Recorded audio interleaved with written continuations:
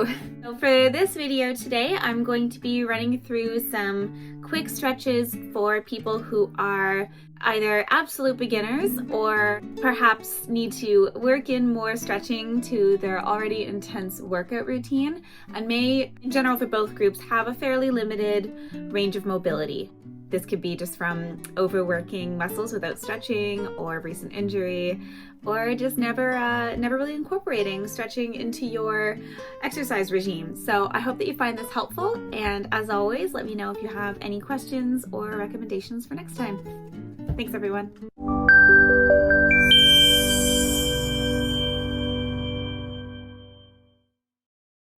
Alright, so we're going to be starting today standing up and gradually moving through our entire body, stretching in each major muscle group. If at any point the stretch is too intense or too overwhelming for you, absolutely pause and exit out of it and re-enter it whenever you're ready. Or if you are really struggling with a certain movement, leave a comment and let me know what that is, and I can definitely provide some modifications for you. I forgot my TheraBand to the studio today, so I'm actually going to be using a shirt to demonstrate a couple of the movements that a TheraBand will come in handy for. It's a little sketchy, I know, but I hope that you're able to actually see what it's going to be like.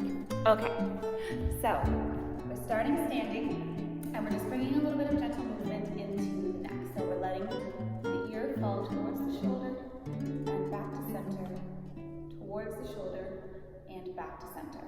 As you're tilting the head from side to side, you're going to try and keep the shoulders level. So the collarbone, which is this bone here, never actually moves from its own direction, from its own level direction. Rocking side to side, gently each time. Now twisting the neck to face one direction, back to center, one direction, back to center. One direction, mean a lot of things.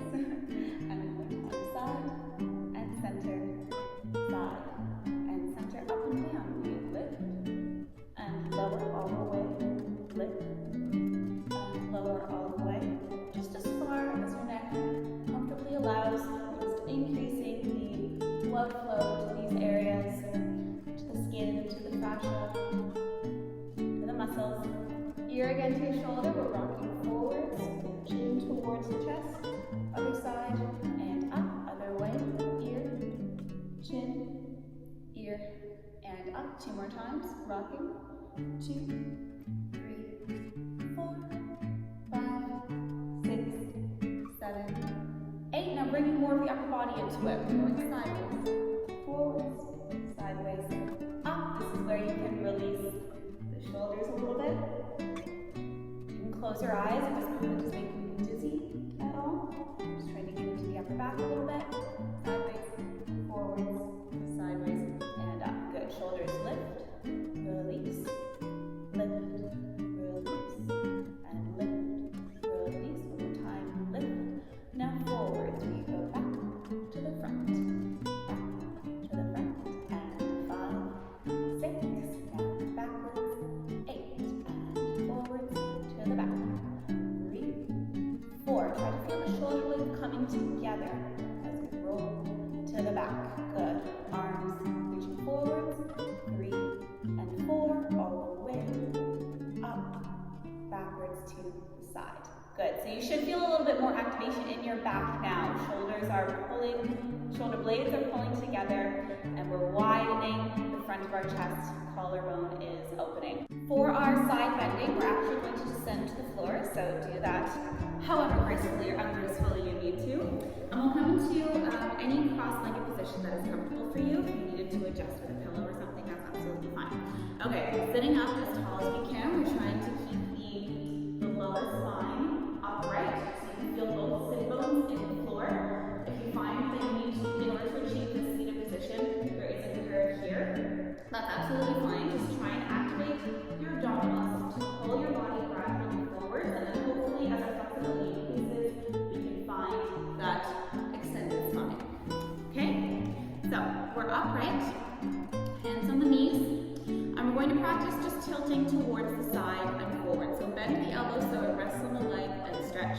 back to center.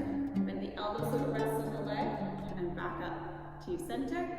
Again, first side, back up to center, back, last side, back up to center.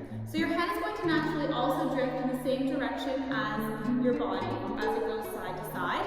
That's good, you want that to happen. So you can extend this stretch from your side into your neck, so it's all one continuous motion. Crossing one hand over the front, we turn the head to look, and again bend the elbow and stretch back up. Bend the elbow and stretch back up. If you're not feeling a stretch here, that's absolutely fine. We're just teaching our body the pattern that we need to eventually do. Back up. Hand moves off of the knee to the side. We're now turning more towards the side of our body. So keeping the shoulders still facing the front as much as we can. We're tilting to the side, keeping both hip bones or both sits bones on the floor and extending back up. Sideways, extending back up, and sideways, extending back up. One more time, sideways, and extending back up. Other side, crossing over. So we're just tilting, elbow to the side here, 4 times. That was 2, and 3, and lift, and 4, and lift. Extend the arm. Traveling towards the, wobbling, turning into, is that like Elmer Fudd? Or something there? Bending, and stretching, and stretching. Remember, we're trying to keep the shoulders as forward, or the collarbone rather, as forward facing as you can. This is 3, and up, and side, and up. Okay, on to the most intense version. One hand is on the floor, other hand is going to reach out directly to your side, keeping the shoulders lowered. You're raising that arm above your head, so the shoulder is released down. You're trying to find that same tightness between the shoulder blades, pulling together. The head turns. The arm does not move from its current alignment. The arm is not going to lead our movement. It's that same side motion over, and up, and over, and up. One more time, we're holding. 6, and 7, 8. All the way up and over. Other side, so arm reaches to second. Shoulder stays where it is as we reach the arm up above our head. Hand curves over. Keeping that alignment, we reach up and over the side. And stretch. And second time. And stretch. And third time. Hold. And 7 and 8. Up and over. Excellent. Okay, moving on to our abdominals and upper back. We are going to go onto our tummies. So, keeping the hands underneath the shoulders, we're going to come up into what is known as baby cobra. So, the top of the head reaches towards the front of the room. We're trying to keep the neck extended. I'm actually going to turn this way for you. We're trying to keep the neck extended. We're not pinching the neck at all. We're not tucking it either. We're keeping it neutral to the floor. Okay? Using the hands to help us. We're pressing up just enough that we can get our elbows to the ground. Then use those elbows to stretch even further. Not arching the back. Just trying to find that upper back stretch. And then perhaps a little further so you can connect the fingers to the front. And again, lifting the head so it stays in a neutral position, not an extended position. Continue to press yourself up. As long as we aren't sinking into the lower spine, we're staying active, looking forward. Bringing the hands inside you, allow your shoulders to stay open. Holding 3, 2, 1, and release.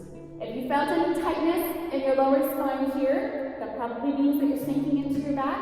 To avoid that, engage your core, your whole core, but your abs mostly, and use that to help pull your ribs downwards, so we're not sinking into the floor here. It's a very subtle difference. When you see, so I'm active here, and I'm sinking, active, and sinking. So it's almost a little bit of a pelvic tuck, just a slight one.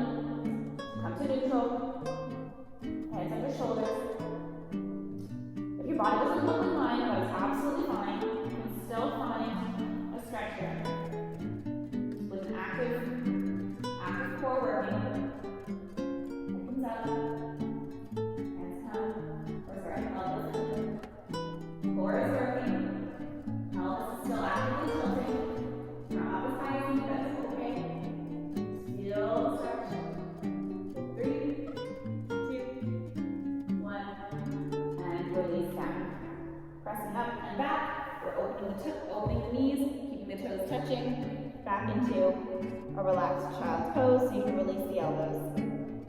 Holding 3, 2, and 1. Excellent. Moving on to our legs, we're going to stand up just for the first little bit. Again, as gracefully or ungracefully as you need to here. Just going to pull these up a little bit, for a little bit more mobility. Okay, one foot in front, other foot behind. You want your toes pointing towards the same direction, like you're standing on top of 2 narrow train tracks. Or wide, I don't know how tall you are. All right, both legs are stretched, so your knees don't have to be snapped back, hyperextended, but we are trying to keep the legs as straight as possible. Hands on the waist, and we're going to begin to tilt forwards, keeping the hips at the same distance. So they're in the center of my legs here, we're not going backwards. Keeping the hips at the same distance, we're tilting the body forwards. Feel a stretch over that front leg. If you're able to get to about halfway, you can release the arms down, let the arms hang, and release forwards. And holding 3, 2, 1. And rising up, you can either use to strengthen your core muscles to do this, or you can use your leg to help you a little bit to come back up to standing. You're going to repeat that same thing, same leg one more time. So tilt together the hips, keep them in the center, all the way forwards. If this is enough for you, you can absolutely stay here, otherwise release the arms. See if you can go down further. Holding 3, holding 2, holding 1, and then coming slowly back up. Turning that leg, both toes face the center. We're doing the same thing over both legs. Tilting the hips forwards until you're about halfway. You can release the arms, release the neck, go down further if you need to. Holding 3, holding 2, holding 1, and then coming back up, rolling through each vertebrae. One more time. Tilting at the hips, all the way to the center. Releasing the arms if you would like to. Dropping the head, holding 3, holding 2, holding 1, and all the way back up. Turning around new side, retrain track your legs. Tilting at the hips forwards. Far around you go. You might find one side is easier than the other, that's completely normal. Releasing the arms if you would like. Rounding downwards, holding 3, holding 2, holding 1. Tilting at the hips. Trying to keep the shoulder, the collarbones as open as it was before. Release the hands. Touch the floor. Holding 3, holding 2, holding 1, and all the way back up. Legs to the center. This time we're going to intensify it a little bit. Arms out to the side. Your arms are going to be heavy, okay? So this is promoting keeping our chest open. We tilted the hips. Try and keep your arms flying out to the side, all the way. This might feel more intense. Now take one hand, reach it across to your other toe. Other arm is up.